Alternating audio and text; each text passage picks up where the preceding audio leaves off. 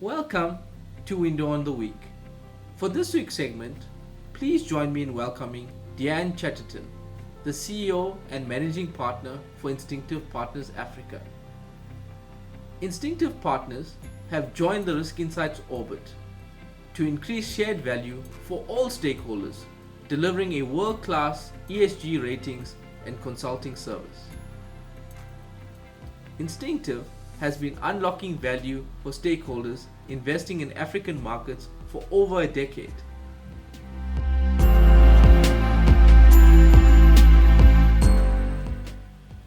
Deanne has overall responsibility for strategic development and operations of Instinctif Partners South Africa. She has over 16 years of experience helping organizations to create engagement and change through effective marketing and communication strategies across retail, financial, and media in South Africa, London, and Hong Kong. Welcome, Deanne. It's a privilege to have you on Window on the Week. Thanks, Anashran. It's great to be able to talk to Risk Insights about R&R and ESG following the announcement of our partnership. Yes, so very exciting news from the two companies. I think if we can just start off with saying, or just talking about, can you share a little bit about Instinctif Africa's positioning with regard to ESG? Sure. So Instinctif Partners, as an international communication company sitting mostly at C-suite, need to also understand what is affecting businesses across the world. And there's no doubt that ESG is something that businesses need to take seriously. If you're looking at it from a hard data perspective, you just need to look at the climate change, biodiversity, the impact of animals, the security around food, water, to know that this is a very serious and important issue that businesses need to focus on. If you look at it from a soft target perspective, there are many businesses that are doing this because they want to build back better. They want purpose-driven businesses that are going to make an impact. Yes. So from our perspective, we need to identify what those issues are, and then we need to build our strategy that aligns with their strategy, so that we are talking to businesses in a way that matters to them. And we built back roadmaps that enable them to impact their communication, their strategy, their business imperatives that match with what needs to happen for them in the long term. So tell us a little bit more about reinventing responsibility. I love the way this has been coined by Instinctif. And why do you believe reinventing responsibility will provide a competitive advantage both for Instinctif and their clients? So reinventing responsibility comes out of the evolution of ESG. If you think back a couple of years, many companies have focused a lot of their good work around corporate and social responsibility projects. And that has been around for a long time. It then evolved into ESG, environmental, social, and governance. And that is still a very popular term. But as businesses have moved forward, sustainability is becoming a key part of that driver. And our thinking around sustainability is that businesses now need to take responsibility for their transformation and how they are going to do things differently that's going to impact a better future. And so we went through the reinventing responsibility as businesses start to transform their own responsible behavior towards the environment, their businesses, their clients, their suppliers, their employees, and their wider stakeholders like their investors. So we felt that that in itself, as an integrated offering, as a 360-degree approach to it, gave us an advantage for our clients and for us, because we're not just looking at it from a purpose, we're looking at it from a stakeholder perspective. So how is it going to impact the business in its holistic approach to the way forward? Yes, that approach makes sense given that stakeholder capitalism is on the rise. The coalition with Risk Insights that was announced a few weeks ago, how does this enhance your existing service offering, and how will it benefit your existing clients? I think what Risk Insights and the partnership with Instinctif Partners offers our clients is that data is going to become much more important in terms of how businesses inform their strategy. At the end of the day, businesses are about making money, and that is important for countries, for communities, for employees, and we can't get away from that. So informing the business around data and what impacts their business is very important.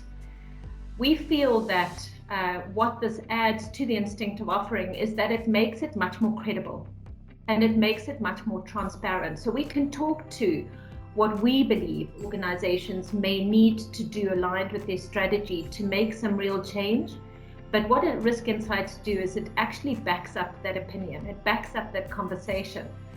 And businesses will respond, in my opinion, better to conversations that are backed on rigorous data that has been checked and validated over time, which Risk Insights is something that has done for their data. Yes, certainly on the Risk Insights side, we've gone to great lengths to ensure that our data has been validated, has been gone through a quality control process. So we have stringent regulations in place and governance to ensure this actually happens. Your company is global and has a presence in Europe, Africa, and the Middle East. Can you share with our audience some of the trends in consulting and ratings that your company is seeing abroad?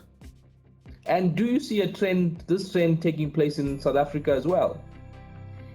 So I think if you look globally, there are very little differences in terms of the trends. Following Davos in January, the zero carbon emissions target that has been set, companies is certainly sitting at the boardroom and is needing to be taken quite seriously. Businesses are starting to have conversations around emissions and how they're going to change their businesses over the next couple of years.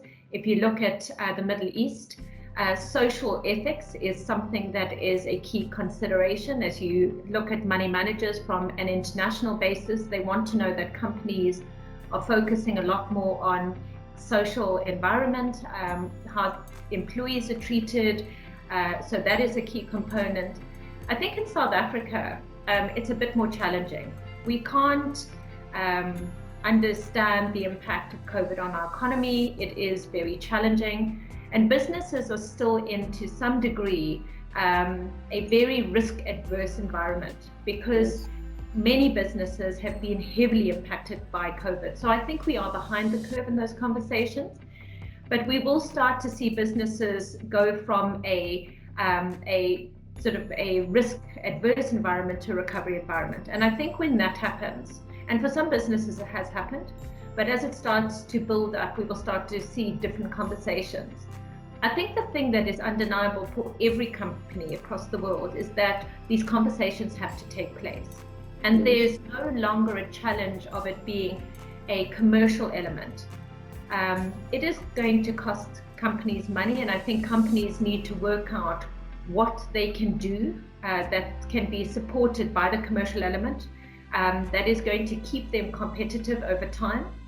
But it has to be aligned with the changes, because if they don't, and the real fact is if companies don't take ESG seriously or R&R, they will be left behind because their competitive market will shift very quickly. And as their competitors start to take ESG seriously, they will be left behind. And it's been driven by consumers, it's been driven by pension funds and money managers, it's been driven by the environment.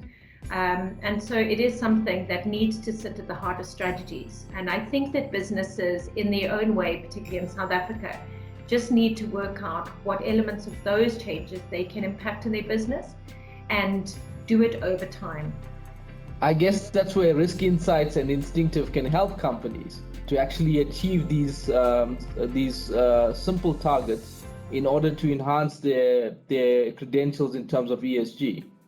Risk Insights and Instinctif have done collaborative pieces on the banking and mining sectors in South Africa. It is still quite evident that comparatively there are strong ESG conscious companies, but also a large percentage of listed market that require a huge nudge in the right direction. Social inclusivity and climate change reporting is still quite low, and these communication strategies that need to be enhanced. How can Instinctif and Risk Insights assist companies to become more sustainable and improve branding, positioning, and communications on ESG disclosure? So I think as I mentioned earlier, I think the most important thing is that we're able to talk to businesses through the data-led approach, which is what Risk Insights provides the offering. As we start to build out what that means for companies, there's no doubt that if you have a look at the ratings, those companies that are scoring 4s and 3s are performing 20% better than the companies that are sitting further down the chain at the 2s and 1s. And I think as companies start to understand that it matters to their bottom line and it matters to their market share and how much they can grow and impact on the environment and their own business propositions, we will start to see a change. So where some of our entry points will be through understanding how we can offer the rating to the businesses so that they can see where they sit against the listed entities, against the indexes for themselves and their competitors. I think some of it will be competitor-led. As we know, for companies, we all need a little bit of a nudge forward based on our competitors, and some of that will be a healthy response to the environment and to their own companies and the offering.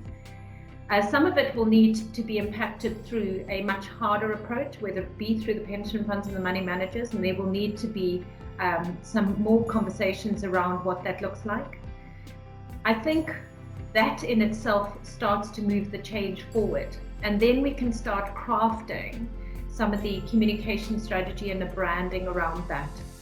So the approach really, as I mentioned earlier, is a 360-degree approach. Once we understand where the organizations sit against the E, the environmental, the S, the social, and the governance, and we understand what some of those elements need to do to change, we can then spend some time with the ExCo or the board listening to what their long-term strategy is, and then to provide some insight and input into where some of that change and some of that adaptation or some of that transformation needs to come from, and how we can position it with their various stakeholders, whether it be the government, whether it be their investors, their shareholders, whether it be their employees, and whether it be the community or the suppliers in which they interact.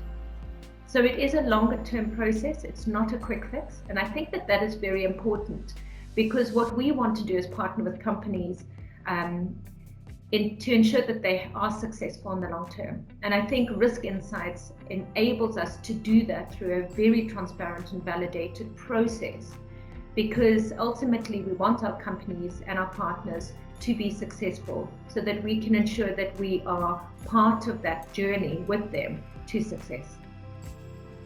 Thank you, Deanne. Some really interesting thoughts and an exciting partnership between Risk Insights and Instinctif Partners Africa, which I can see blossoming going into the future, and also improving the ESG reporting landscape in South Africa as well. So some great things can be expected from the partnership. So thank you again. It was a pleasure having you on Window on the Week. And we will be seeing a lot more of Instinctif and Risk Insights partnership going forward. Thank you. Absolutely. Thanks, Anashran. It's been wonderful.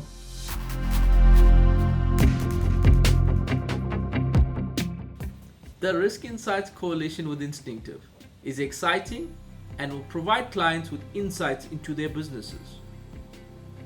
Using the techniques of reinventing responsibility, companies will be able to improve their sustainability and competitive advantage, empowering them to attract capital and lower their cost of funds, and of course helping them play their role in the sustainability curve. I am Aneshran Pillai, acting CEO of Risk Insights, and thank you for joining us for this episode of Window on the Week. We look forward to seeing you next week. Stay safe.